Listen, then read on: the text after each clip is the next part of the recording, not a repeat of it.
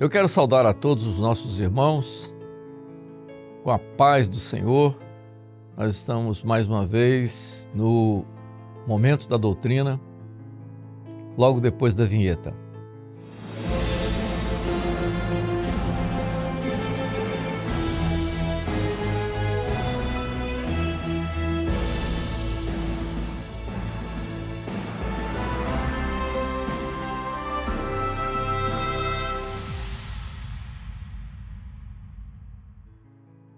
Meus irmãos, nós, nesses 5 últimos episódios, esse é o 6º, nós estamos abordando um tema e nós estamos esmiuçando um pouquinho esse tema doutrinário da igreja, que é corpo, igreja, corpo de Cristo.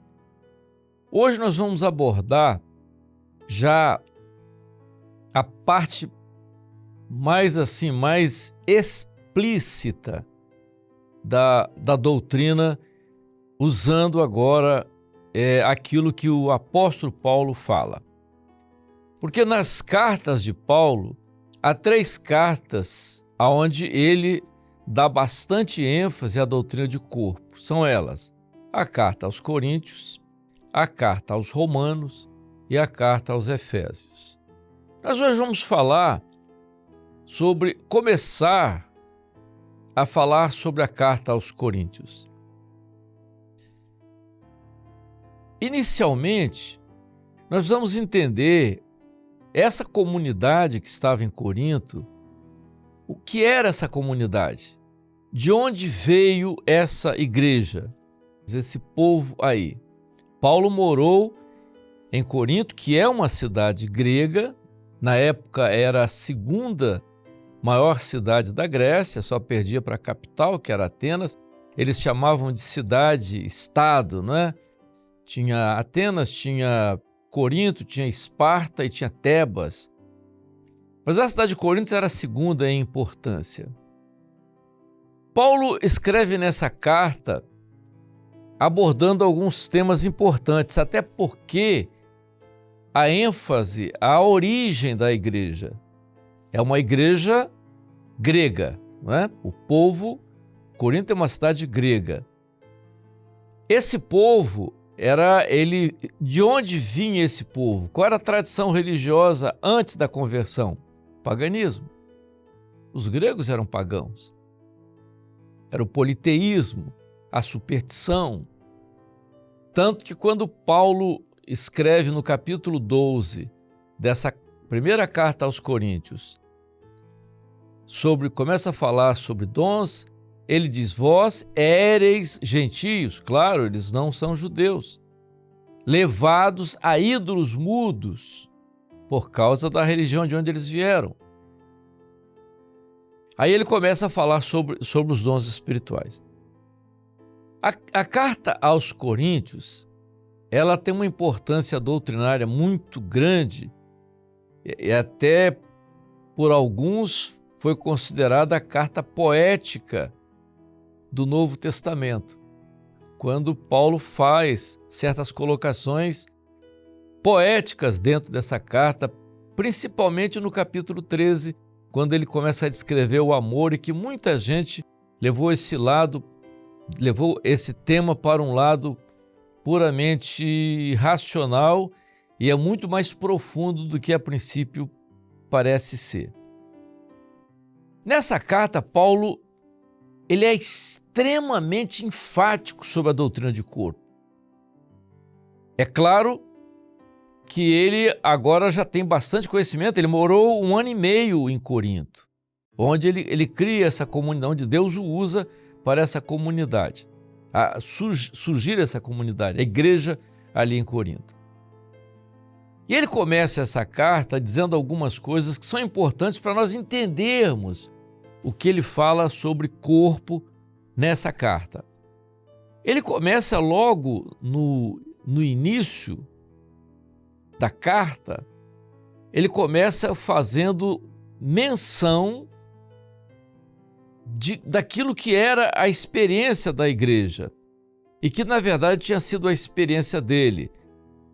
Aquilo que seria o mistério, seria aquilo que seria o segredo da igreja quando ele faz a seguinte colocação.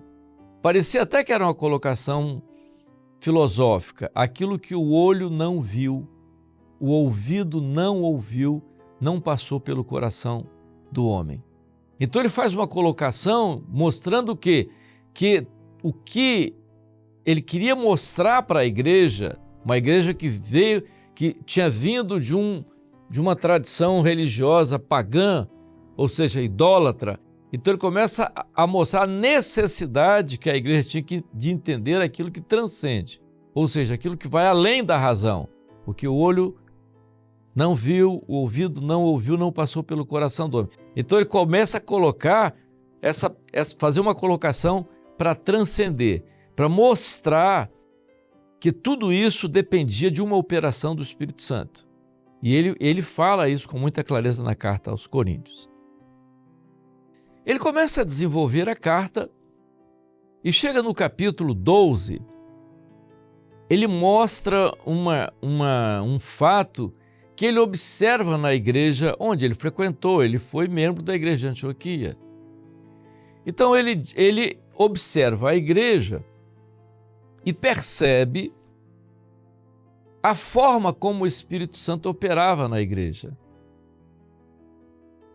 E ele então começa a dissecar, assim, colocar de forma detalhada as operações do Espírito Santo na vida da igreja. Quando ele ensina, então, daquilo que ele tinha visto, porque quando a carta aos Coríntios é uma carta muito, talvez uma das mais doutrinárias de todas as cartas que Paulo escreve, porque ele ensina essa carta que ele fala sobre a idolatria, porque de onde eles tinham vindo, essa carta onde ele faz a instrução da ceia. Então, na instrução da ceia, ele diz assim, eu recebi do Senhor o que também vos ensinei.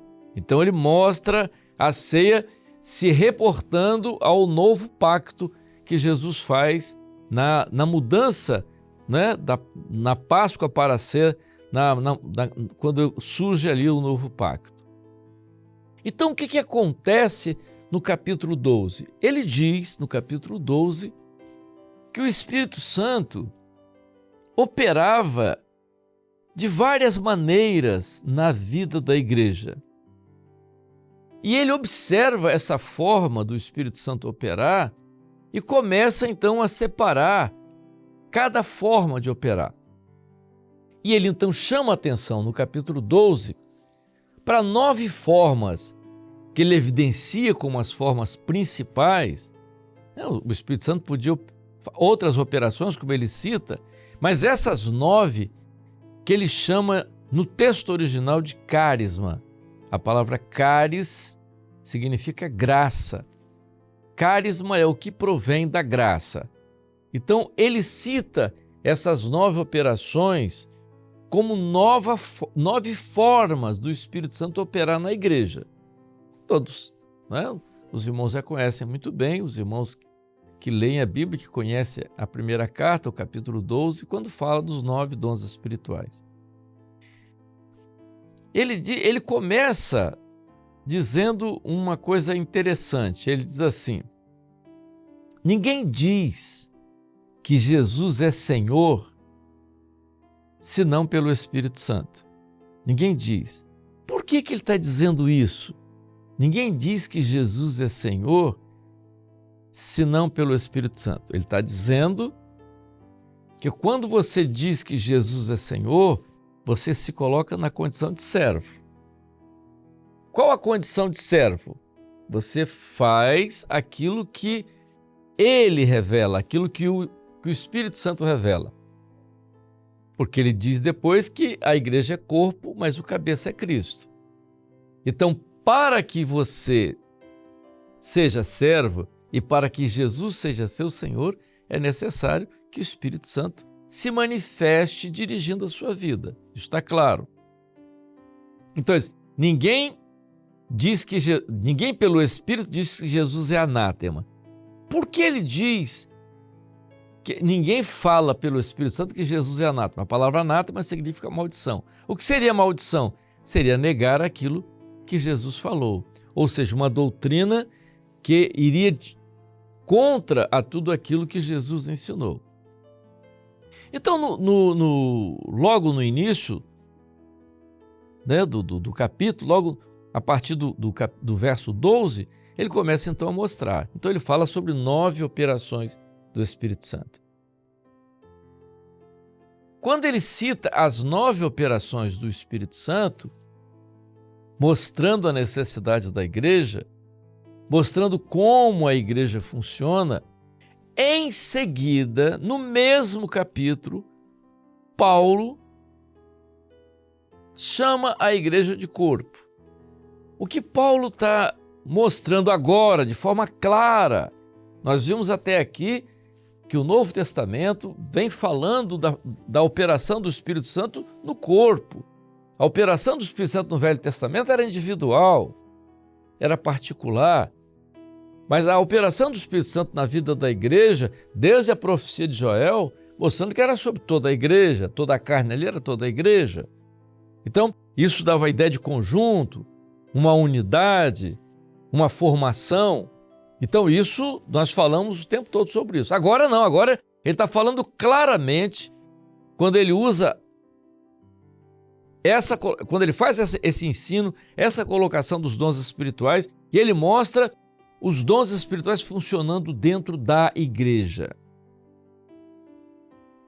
Então ele diz que os dons funcionam como se fossem um corpo.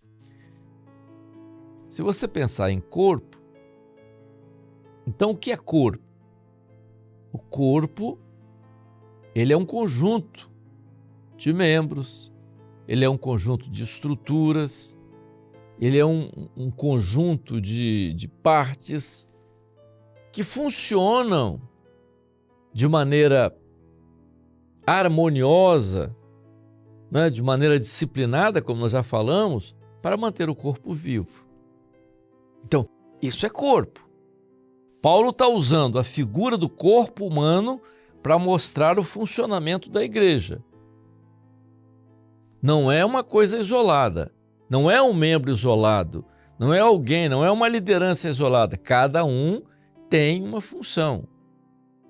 Ele vai dizer aquilo que é de menos, né, as partes do corpo que de menos honra, mas são tão honradas. Então ele começa a mostrar que não há uma evidência de algo que sobressai. Todos têm uma função no corpo.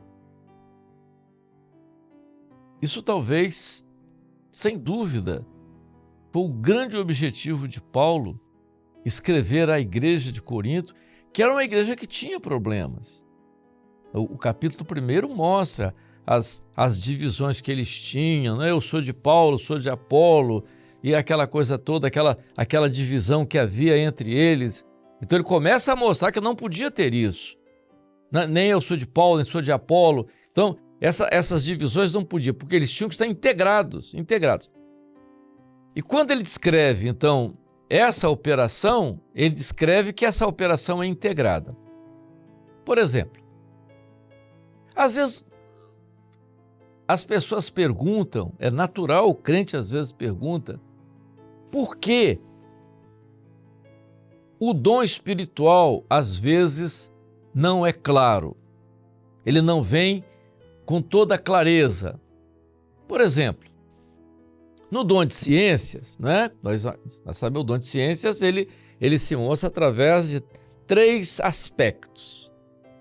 O dom de ciência está exatamente dentro daquilo que Paulo já diz no início, aquilo que o olho não viu, o ouvido não ouviu, não passou pelo coração do homem. Ele pode vir pela revelação, pela visão ou por sonho.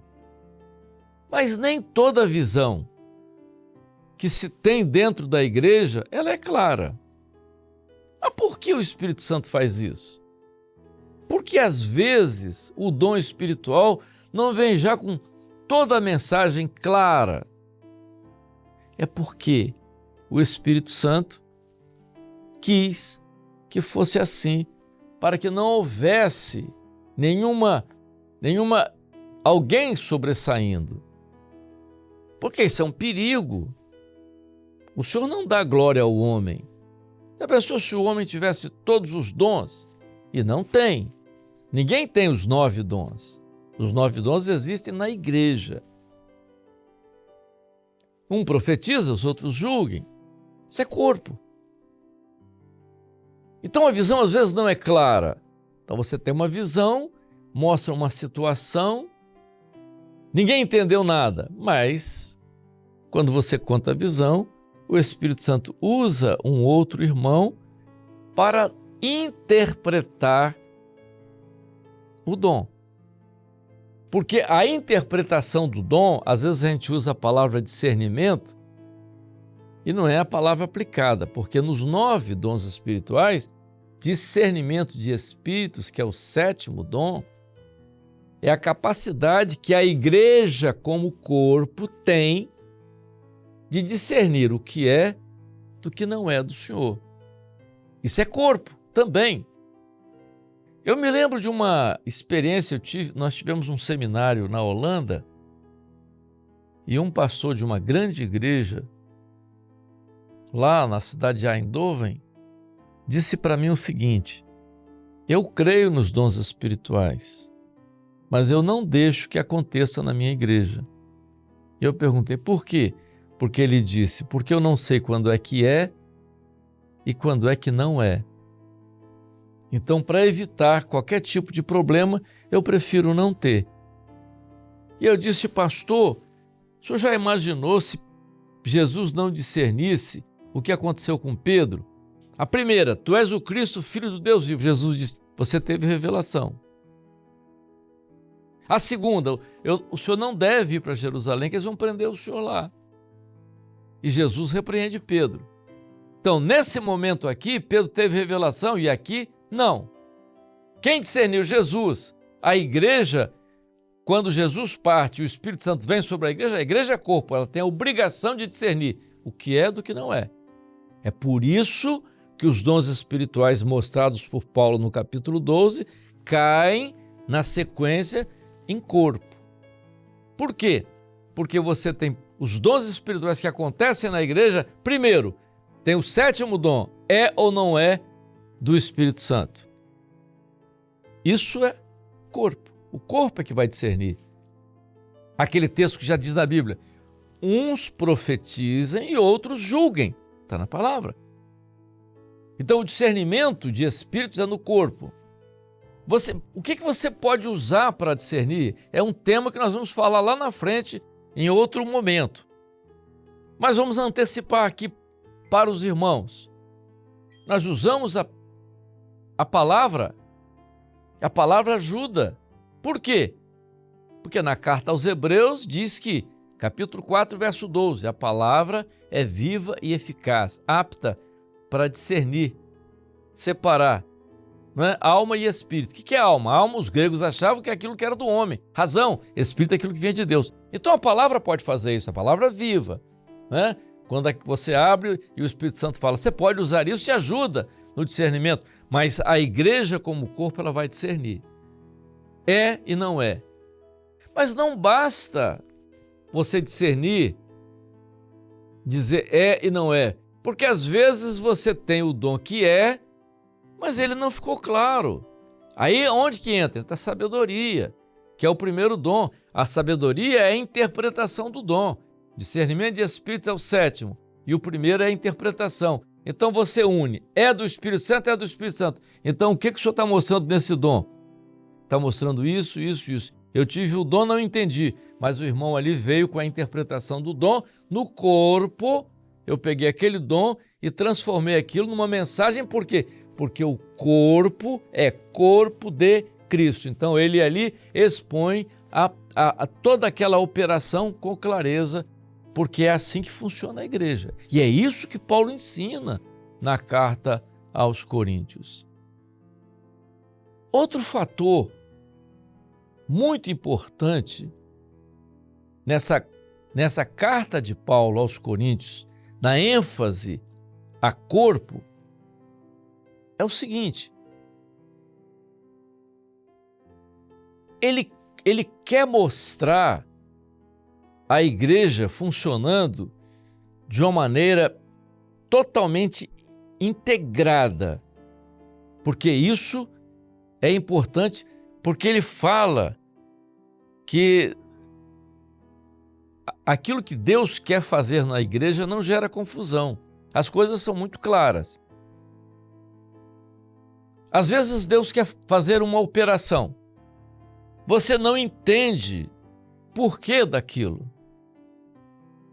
Então você pergunta, mas por que Deus, por que o Espírito Santo agiu dessa maneira? Então vamos lá no capítulo 12, Paulo faz essa observação. O que ele diz? Paulo diz assim, o dom espiritual é para um fim proveitoso. Qual o fim proveitoso no dom espiritual, na vida da igreja? Edificação. Edificação. Então, a igreja é edificada nessa operação do Espírito Santo. No capítulo 14, ele usa uma expressão que às vezes as pessoas não entendem, sobre falar em línguas, que é o 8º dom. Ele diz que o dom de línguas não é tão importante para a igreja, porque quem fala em línguas edifica a si mesmo, então edifica um só, a não ser que haja interpretação para que toda a igreja seja edificada. Corpo. Então, novamente, Paulo está dando ênfase à edificação da igreja como um corpo. Isso está tudo muito claro nessa carta de Paulo, a preocupação dele, mostrando. Então é por isso, irmãos, que nós temos que ter muito cuidado com o uso do dom espiritual de maneira isolada. Porque o dom isolado, ele facilmente leva ao erro. Por quê? Porque a razão pode anular a revelação. Como que isso pode acontecer? Pode, o Senhor pode dar um dom, e o dom ser um dom espiritual, e na hora que você observa o dom, você desvia o foco do dom, e você anula a revelação. E não é isso que o Espírito Santo quer. Nós vamos observar, aí concluindo essa parte aqui agora, nós estamos concluindo aqui, o dom espiritual no corpo, ele visa a igreja, que é corpo de Cristo. E quando ele opera no corpo, o objetivo é que o cabeça seja governo. O Espírito opera, é o sangue dentro do corpo, que é o seu Espírito na vida da igreja, e Cristo é o cabeça. Como Paulo deixa isso com muita clareza. Mas quando isso acontece, o que ele está mostrando? Não há uma evidência. Então, não há o profeta, que é a pessoa mais importante da igreja. Não existe isso. Não há o homem que Deus usa na cura, que é o mais importante. A cura existe na igreja para a edificação da igreja. A maravilha acontece para a edificação da igreja. A profecia para edificar a igreja. Então, tudo gira em torno de corpo. Então, nesse primeiro momento que nós estamos falando agora sobre a igreja como corpo, agora de forma clara, aberta, como Paulo está descrevendo, mostrando, usando a figura do corpo humano para mostrar o funcionamento da igreja, nós estamos abordando esse assunto de corpo. Nós vamos parar hoje por aqui e na próxima semana nós vamos falar por que Paulo diz, quando ele usa a figura da ceia, que é o novo pacto, ele diz assim, quem come e bebe indignamente, come e bebe para sua própria perdição, não discernindo o corpo. O que significa isso? Por causa disso, entre vós fracos, doentes e os que dormem. Por que Paulo faz essa colocação, não discernindo o corpo? E ele é enfático, ele diz assim, quem come e bebe indignamente, come e bebe juízo para si. Esse é o assunto da próxima semana. Eu aguardo vocês lá na próxima semana. A paz do Senhor, que o Senhor nos abençoe.